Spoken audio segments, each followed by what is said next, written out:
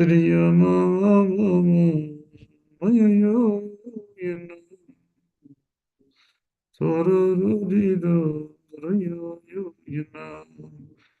two more shares and we will be ready to roll. L'chaim to you too. Let a few more people in here. It's wonderful to see everyone. It's going to take just a moment here. It's worth the wait for the Jews that are going to join. There we go.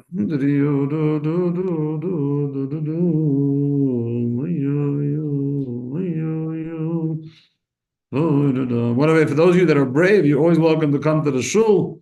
We have here with us Chaya and Seth, the brave ones. They brave the 40-degree temperatures to come to the shul. Right? Is it 40? What do we got? 37? Huh? Oh, 34. It's so cold. Okay, we are now on all our platforms. Good evening, ladies and gentlemen. It is wonderful to see everyone here. Tonight is Tu B'Shvat. Tonight is the 15th day of Shvat.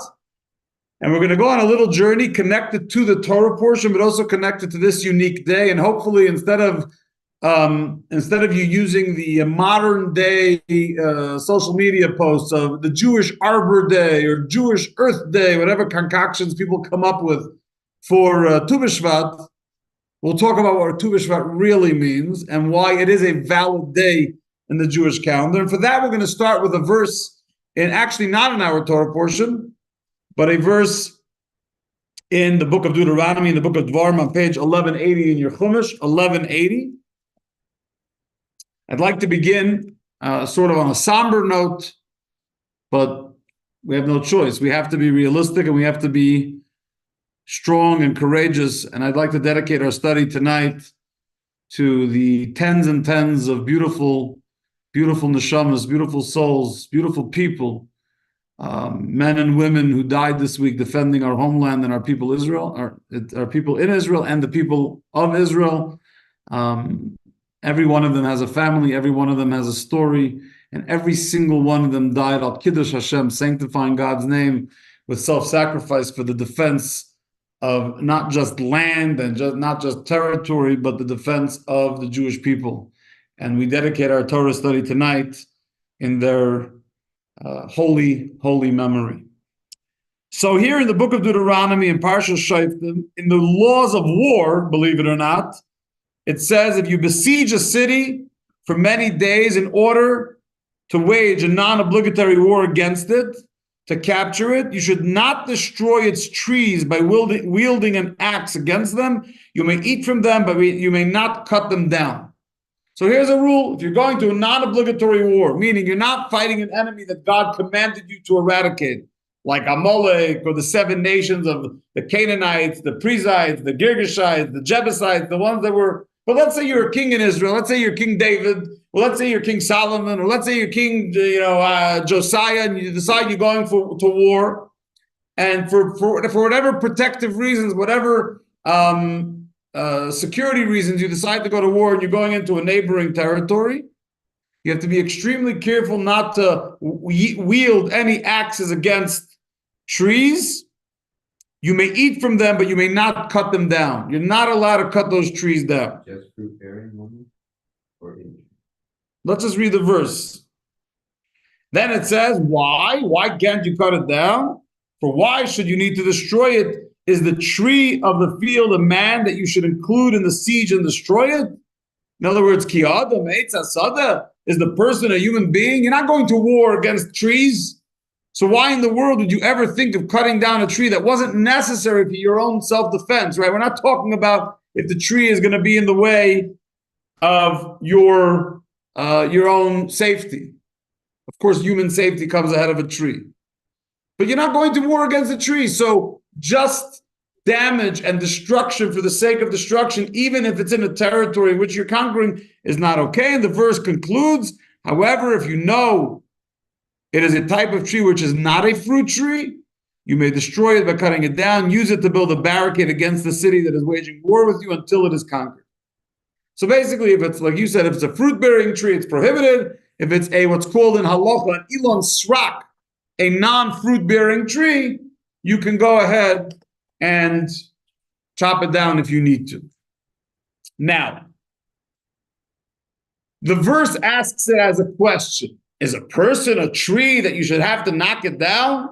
But our sages throughout, from the Talmud to the Mishnah to the Medrash to the Kabbalists to the Rishonim and the Achronim, basically all of the sages from the days of the Mishnah and forward, so the last 2,500 years, 2,400 years, have always used this verse to teach us Ki Adam Eitz Hasada, that a person has a great comparison to a tree.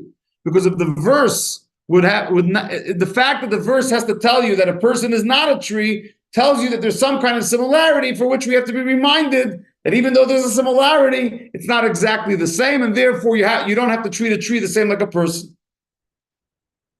Now, it's fascinating because out of all, someone must be here for class. It's not exactly the way I want people to come to class, and that's a great way to get shot, I have to say.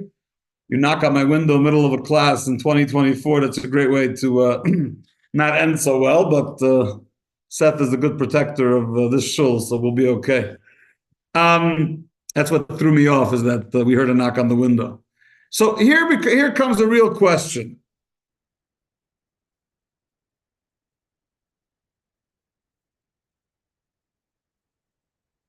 Is everything okay?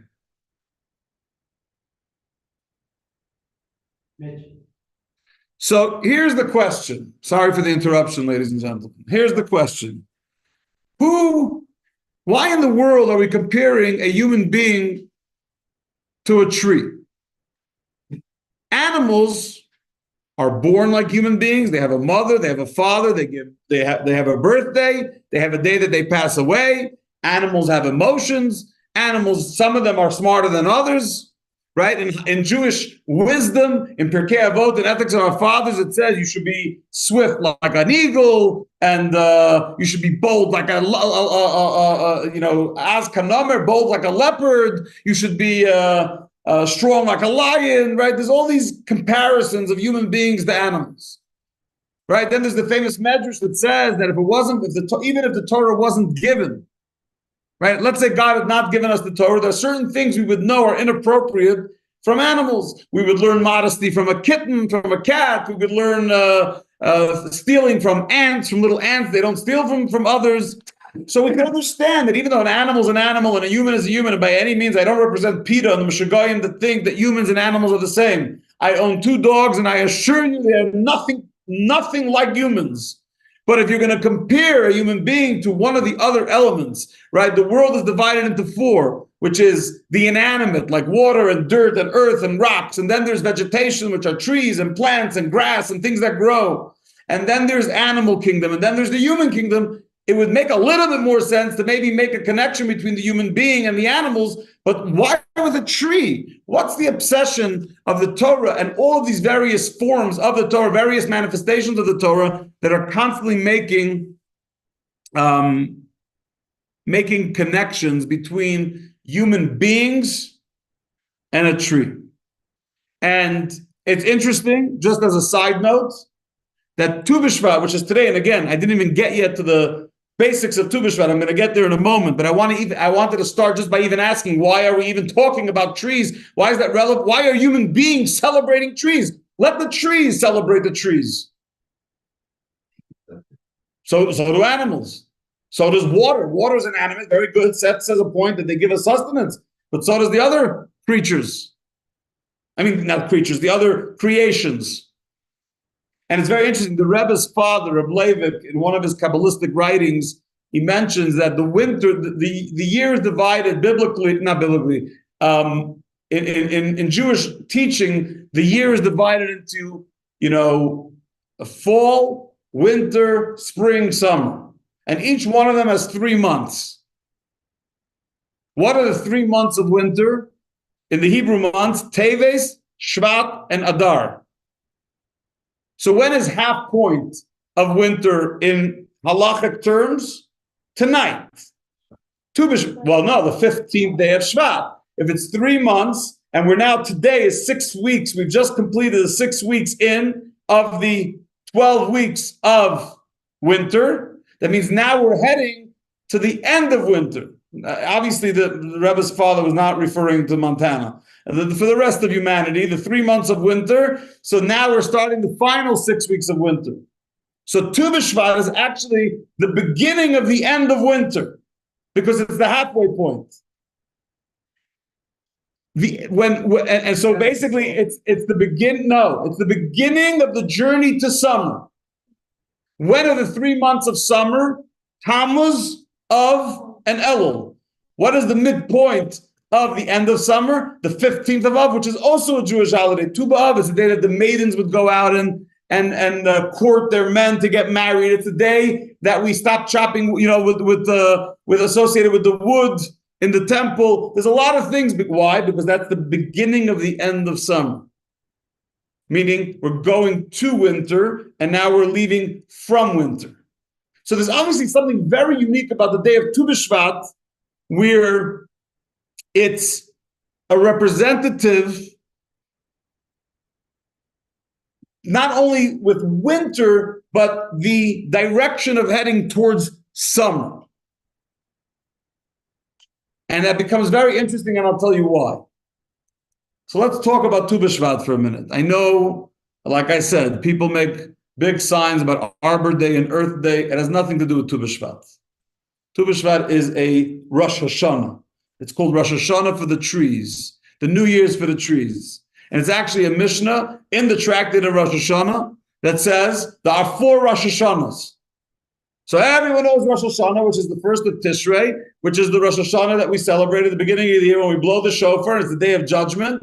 But that's only one Rosh Hashanah. Sure, it's the primary Rosh Hashanah. It's the day that God judges humanity. It's also the Rosh Hashanah for grain as it relates to sabbatical years, right? So it's a new year as it relates to the various grain gifts that have to be given in the land of Israel. But that's only one Rosh Hashanah. There's also Rosh Hashanah for the kings, for Jewish kings, which is the Rosh Chodesh Nisan. The first day of the month of Nisan is the Rosh Hashanah for kings. What does that mean, Rosh Hashanah for kings? It's when you were a king of Israel, your years of reign were connected to Rosh Chodesh Nisan, which means, let's say today you were appointed as a king of Israel. And in 6 weeks from now, or in 2 months from now, is Rosh Chodesh Nisan, you start a new year, it's considered year 2 of your reign. That's the cycle of the year as it relates to the Jewish kings. Rosh Chodesh Nisan, it's a new year. So even if 7 days before Rosh Chodesh Nisan you become king, your second year starts Rosh Chodesh Nisan. A third Rosh Hashanah is Rosh Chodesh Elul, says the Mishnah. On the first of Elul. What's on Rosh Chodesh Elul? It's the Rosh Hashanah for Meiser Behema, for the tithing of animals. Every 10th animal that a person has to be holy and treated differently. Right? There's a whole process of what you do with this holy animal. There's tractates of the Talmud that talk about it. Consecration. So the 10th animal. But if you have a ranch and you have a farm and animals are being born, when do you decide to take the 10th? From which batch of animals? So the answer is the cutoff is Rosh Chodesh Elul. Any animals born before the Rosh Chodesh Elul are part of last year's batch. Any animals born after Rosh Chodesh Elul are part of the new year animals that your counting of those 10 have to go from the new year. And the fourth Rosh Hashanah brings us to Tu B'Shvat tonight. And that is Rosh Hashanah Le'ilonis. The Rosh Hashanah of trees. Not of grain, not of bushes, not of grass, not of Arbor Day. It's important in Judaism. We treat the environment wonderfully. We're obligated to treat the green world that God has given us in the most beautiful way, in the most pristine way. But that's not Tu B'Shvat. Tu B'Shvat is a day in which we calculate the tithings, the gifts that have to come from the new fruit that grow on your trees. What happens on Tu B'Shvat? By the way, Tu B'Shvat, even in Israel, is the middle of their rainy season. It's getting closer to the spring, but it's still rainy season. It's the time when the fruit ripen enough that the flower petals come off and you could start seeing that there's a fruit there. It's far from being the time that you can actually eat it, but it's ripe enough that you could see that something's growing there. And starting on Tu B'Shvat, you start calculating your tithing as it relates to, first of all, to giving tithing. So in the first, second, fourth, and fifth years of the 7-year sabbatical year, the first, second, fourth, and fifth, you have to take the tithing and go to Yerushalayim, to Jerusalem, and eat it in a state of holiness, or redeem it and take the money and go use it in Jerusalem in a state of holiness. In the third and sixth year, you have to give that tithing to the poor people, but your calculation of the tithing of the trees starts from Tu B'Shvat. So anything prior to Tu B'Shvat and anything after Tu B'Shvat. Same thing with Arla, as you mentioned. So the first 3 years of a tree, you're not allowed to use any of the fruit. It's consecrated. How do you calculate the 3 years? By Tu B'Shvat. Which means if you planted a tree and you started calculating on the 1st of Tishrei, it really ends up only being 2.5 years, because when you hit Tu B'Shvat, it's considered a new year, and your 3rd year is done.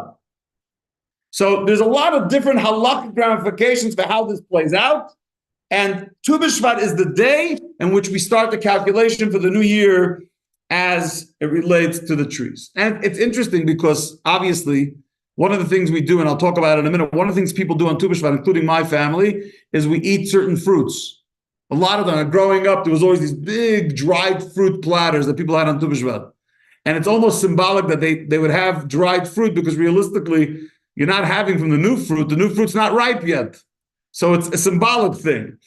Now, it's very much connected to the parsha. I'm just going to touch on that briefly, because the parsha is all about the suffering that the Jews had.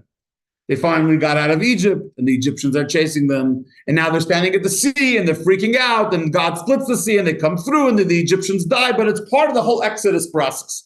And the one thing we always learn from these states of exile, these states of reality, is that it's intended.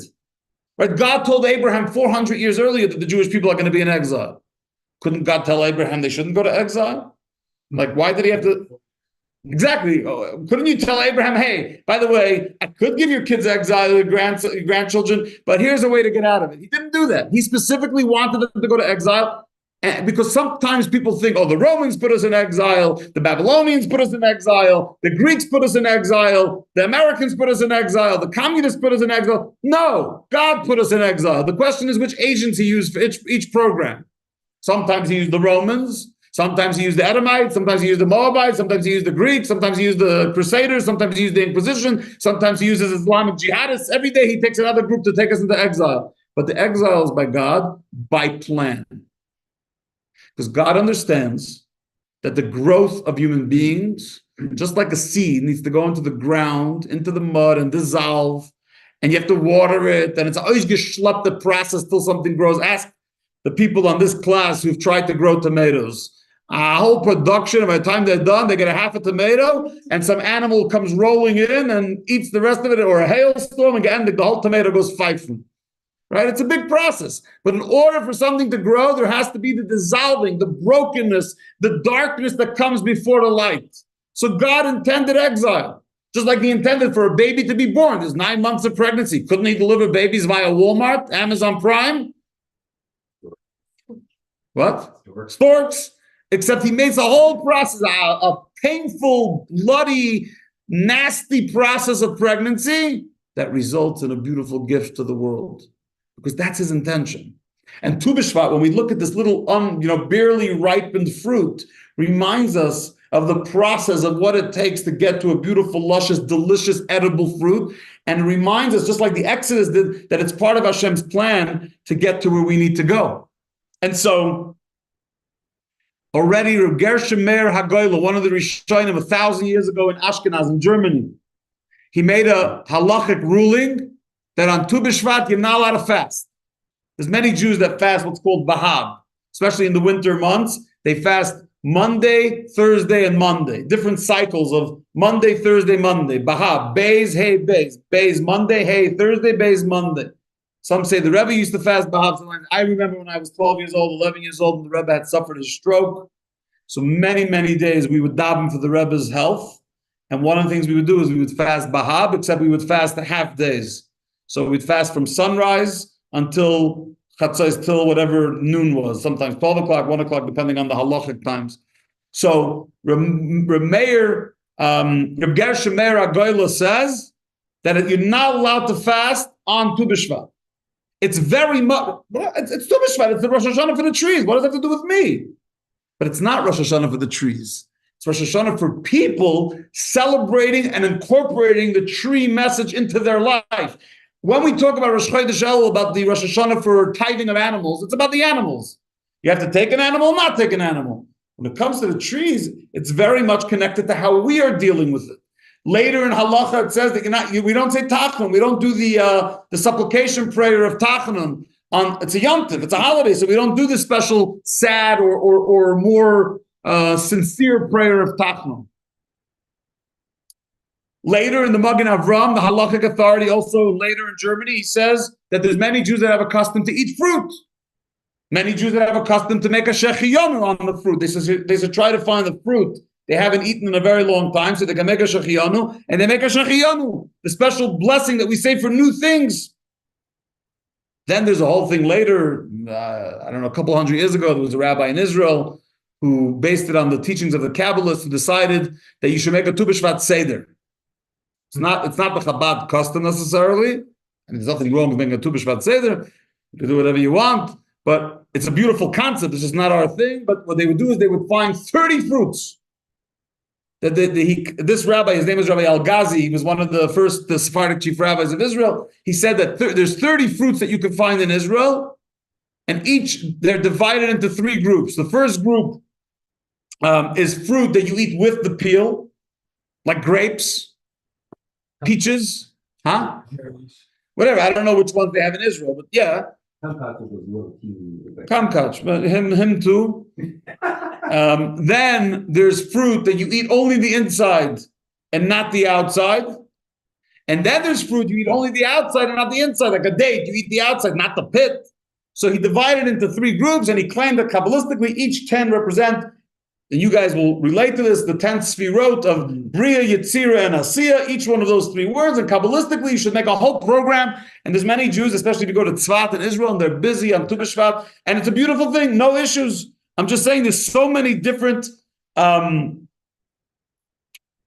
representations of the fact that Tu B'Shvat is a holiday for the people, not just to celebrate what's going on outside, but to celebrate what's going on inside. There's actually, in this week's Torah portion, we have the manna from heaven.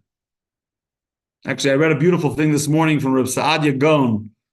The Rebbe quotes Reb Saadia Gaon, the great Babylonian, Iraqi sage of the Gaonim period, so maybe 1,500 years ago. Reb Saadia Gaon says that if a community forgets which Torah portion it is, and you're all standing in shul, imagine.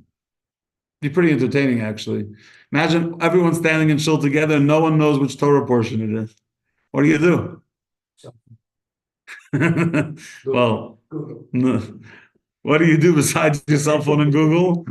So he says, Reb Saadia Gaon, it's quoted in a sefer called Sefer Ittim. He says, you should take out a Torah and read the Torah portion about the manna from heaven.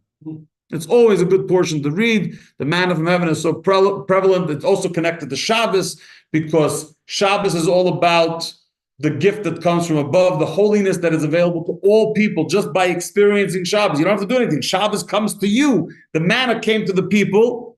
Even wicked people got manna from heaven. And it was, even the wicked Jews got manna from heaven. They got it in different forms, but everyone got manna and it had no waste in it. It was just this pure food. And Shabbos is the same way. If you don't mess it up, you could always mess things up. But if you don't mess it up, Shabbos is the most incredible gift. And so if you don't know what to read from the Torah, read the portion of the manna. But on that note, it's very interesting that the Mechilta, the Rashbi, the Medrash that is based on Reb Shimon Bar Yochai says, if a person was sitting and learning and he doesn't know how he's going to eat, he doesn't know how he's going to get dressed, boom, the manna comes from heaven and you have what you need. And then he says, similar to eating the truma, the tithings that were given to a Kohen, the gifts that were given to a Kohen.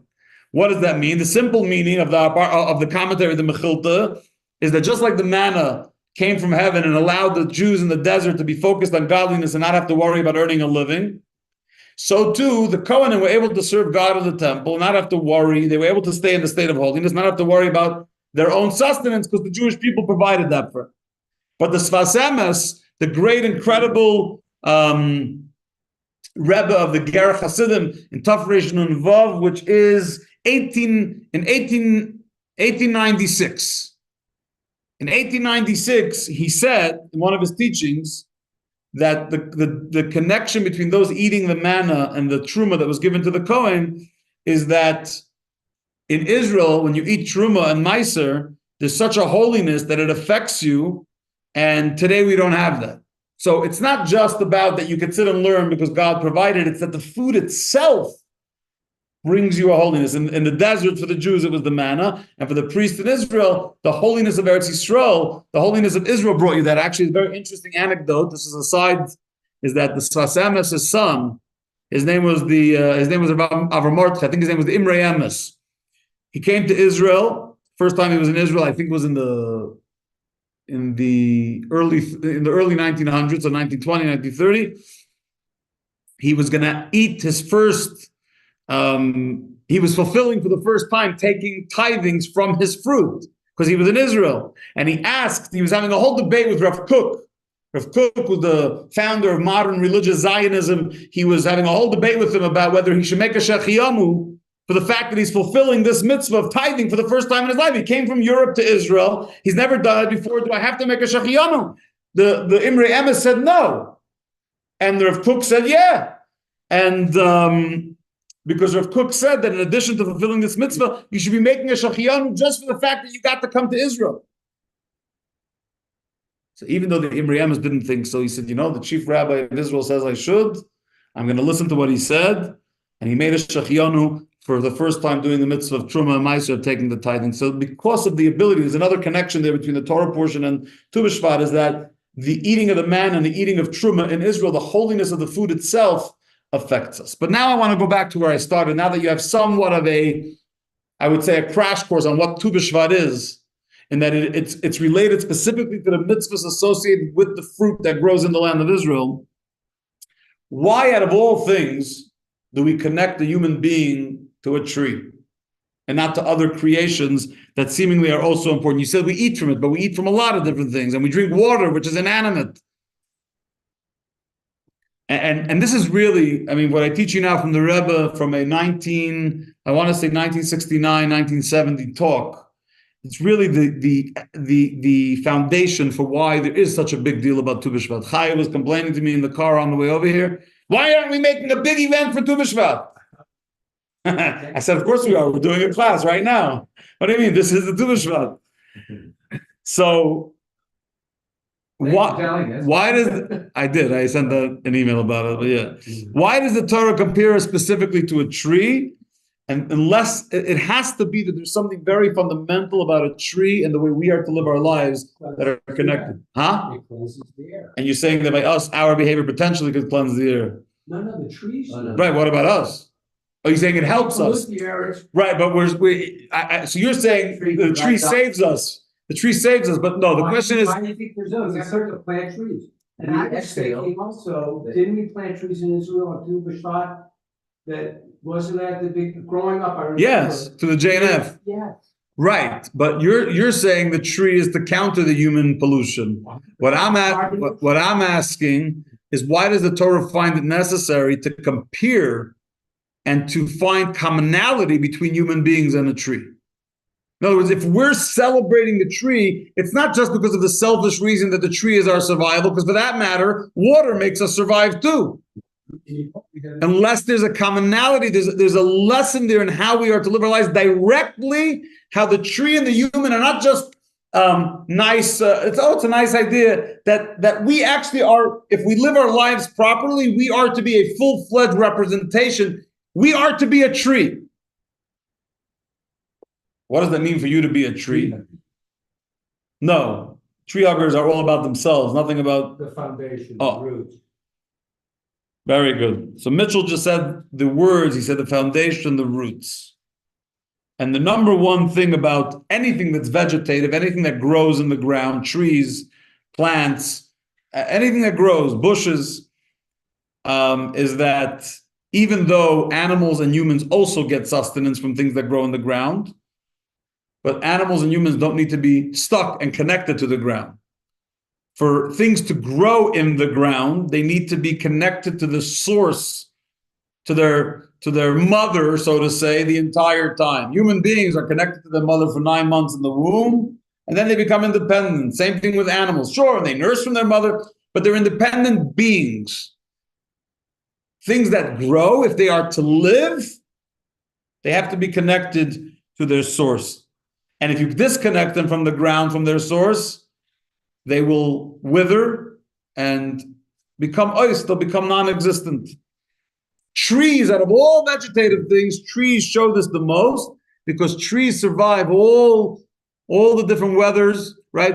When it comes to certain plants, and certain herbs, and certain fruit, vegetables, it's seasonal, right? To get this vegetable this vegetable that, but the tree itself grows and lives with all different environments and shows how their connection to the ground is so essential that even the change in weather doesn't get rid of the actual tree. Otherwise, the tree itself will fall down every winter. All the trees will go boom, boom, boom, boom, boom. So even if the fruit and vegetables are affected, the tree itself survives all the climates. Of course, if there's a terrible thing like a tornado and a hurricane, and that's abnormal. Under normal circumstances, the tree survives all weather patterns because its connection to the ground is essential. And in that sense, a human being is very much like a tree, not like any vegetative thing, but specifically a tree, that a human being is not meant to ever be disconnected from its roots, from its source. Its soul needs to have the connection with its source of life, and without it, they're not truly alive. And that is what a person needs to think about, right? We say in Hallel, when there's Rosh Chodesh and a holiday, we say, Lo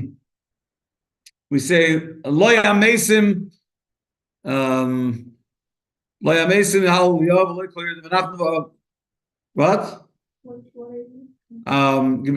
siddur. Here's the verse in Hallel. It's very interesting that it says in Hallel, a very interesting statement. Let me just open it up here. It says,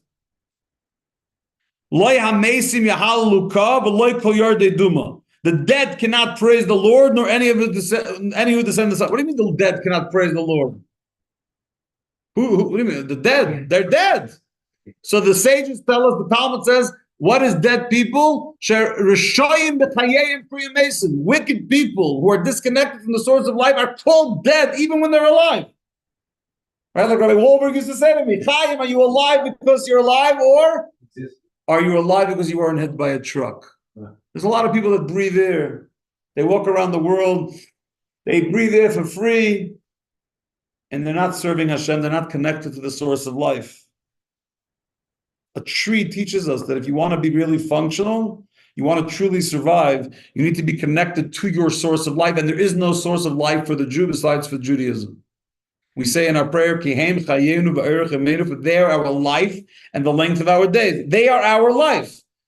That's not a metaphor. The Torah way of life is our life. And even if you're a Jew who cannot spend the whole day davening and learning, right? You have to go to work. You have to go out of the tent of Torah and into the work world to make a living, to fulfill your mission in the world, which may be outside of the realm of studying Torah and doing mitzvahs, but you always must remain connected to your source of life. So you go to shul in the morning, you go in the afternoon, you learn Torah, you never forget who you are, you do things, you wear a yarmulke, you make sure to never forget who you are so that you live your life connected to the source of life. The biggest mistake a Jew can ever make, and this is from Tanya, is when they think that they can survive. That doesn't matter, I'm still connected. No, it matters. Right? You come to, I don't know, governor or president, they say, hey, Seth, can you do me a favor? Can you get me a coffee? You come back and you say, here, I brought you herbal tea. What do you mean it doesn't matter? He asked you for a coffee. You brought him herbal tea. He's not interested in your herbal tea. Does it mean he wants? Yeah, maybe he'll sip it. It'll be nice, but that's not what he asked you for. Hashem says to each and every one of us, I want you to be connected to me, to the source of life. And when you are, you will experience true life like a tree connected to the earth. So when it says in Deuteronomy, you are compared to a tree, it's not metaphorical. It's telling us that we are to live like a tree, never disconnecting from our source of life. So even though like a tree, when it grows and suddenly there's branches that go out, right? They're far from the root. It's tall, it's far, and it may feel like you're heading out, but it doesn't matter. You can go as far as you want. If you're connected to the root, to the actual tree, you're not going to be disconnected because you're holding on to the source of it all. So even when you're busy with life, if you have an essence, an essential bond through Torah and through mitzvahs, not just my grandfather was Orthodox. You ever hear my grandfather was Orthodox? My great-great-grandfather, I think he was religious. Congratulations. What does it have to do with you? You are the connection. What is your, right? I once saw in a Judaica store in Houston, Texas, there was a book that was being sold in English of Yiddish proverbs. So they wrote the Yiddish words in English, and it said, the Zayd is a leib and the Tata is a bear. Your grandfather was a lion, your father was a bear. But was is there? What are you? It rhymes in Yiddish, not in English. And so when it comes a day like Tu B'Shvat, yes, you should all go out tonight, tomorrow, buy yourself some delicious fruit that you haven't had, like a dragon fruit, pepino melon, and all that stuff they sell in Albertsons. Make sure you bring a big credit card because they're very expensive. They're like $7-8 a piece, not a pound, a piece. So you only have to buy one. Make a organic. Make a Bayer Priya Eitz, and make a Shechiyonu. And if you could, the Rebbe once said that you should try to get fruit that Israel's blessed with. So Israel's blessed with wheat, barley, figs, pomegranate, grapes, dates, and olives. Huh? So take those, you take the oil, olive oil from Israel, and you take it and you celebrate not only the growth, because nothing grew yet, it's Tu B'Shvat, it's barely ripe. You eat it to remind yourself that you are to be like a tree. I want to live like a tree. What does that mean? I want to make sure that I never disconnect from my source of life, because like a tree, you can grow big and wide and the roots can go under and over, but as long as you're connected to the source of your life, you'll be okay. You'll survive every climate, every weather situation, and the Jewish people, both collectively and individually, can survive any challenge, any weather pattern, any obstacle, as long as they're connected to the source of life. If not, one little Fasholtna rainstorm will take you out. A little wind, boom. But if you're connected to the tree, it's going to take a lot, and we have the strength to survive it all. And so, this Tu B'Shvat, do whatever you did last year for Tu B'Shvat. Eat whatever fruit you want, celebrate whatever arbor and earth you want. It's never a bad thing. But remember, what the Mishnah says, what this really is, as connected to Eretz Yisrael, to the Holy Land, and it's really a Rosh Hashanah. It's a Rosh Hashanah for us as we celebrate the tree. And then remember how to become your own tree. Become an individual who never forgets this most vital lesson, that if I'm connected to the roots, to my source of life, nobody, no one, no entity, no Hamas, no river to the sea, no anti-Semite from here, from there, no obstacle from within or from without, no snowstorm, nothing. You will never be ripped away. Right? I'll conclude with this. I remember during COVID, when our shul was closed, and I got a call from an editor of a Jewish newspaper in New York, and he said, Chaim, do you mind if I ask you a question about, I'm interviewing different rabbis about the whole COVID situation. This is probably at this point almost 4 years ago. And I said, shoot, what's your question? He goes, how do you survive davening at home without a minyan, without a shul? I said, first of all, during the week, I always daven at home. I live in Montana. Second of all, it's very hard not to daven with my community on Shabbos. And then I said this, if you can't find a way to talk to God from your living room, then you probably don't have a relationship with God. And he said, are you okay with me quoting that? I said, it would be my pleasure. And it was. And I think it's such an important thing, because what that taught more than anything is that if you have a deep bond and you're rooted in your connection with Hashem like a tree rooted in the ground, sure, it's hard. No one's questioning if it's hard. Of course, it's hard not to have your community. It's to be isolated. It's hard, not to have your minyan and your Torah reading and your community, the people you love and the socializing, all of that. Even the spirituality and holiness that comes from having a minyan and opening the ark and all of that. But If your relationship with God is dependent on all of those external factors, then you're lacking in the foundation that the tree has. And that is really what Rosh Hashanah Leilonis, what this holiday teaches us, is that if we make sure to water and care for the roots, to make sure the roots aren't messed with and that they are strengthened and they are taken care of, and we don't let obstacles get in the way of it, then we have the strength to take on anything. And the sky is the limit of what we are capable of conquering if we take the analogy of the tree and incorporate it into our lives. So, on that note, have a freilich and Tu B'Shvat, a happy Tu B'Shvat. Be inspired like a fig and pomegranate. May you grow to be like a Tannenholz, like a cedar wood. May you grow to be like a redwood. And I look forward to seeing you back here soon. I should mention, for those of you that are from Montana, we are going to be having an incredible event at the Elam Theater. You do not need to wait for a personal invitation. You should get your tickets now. Shulam Lemmer, the world-renowned singer with a voice like none other, is coming to Bozeman on March 3rd, God willing, and it will be a beautiful event for Jewish unity, for those that love the Jewish people that want to stand with us. If you don't live in Bozeman, you should come to Bozeman. If you don't live in Montana, you should come to Montana, and you should be there for this most incredible evening. If you want more information, you know where to find me. Sei gesund, be uplifted, be like a tree, and we'll see you back here soon. Sei gesund.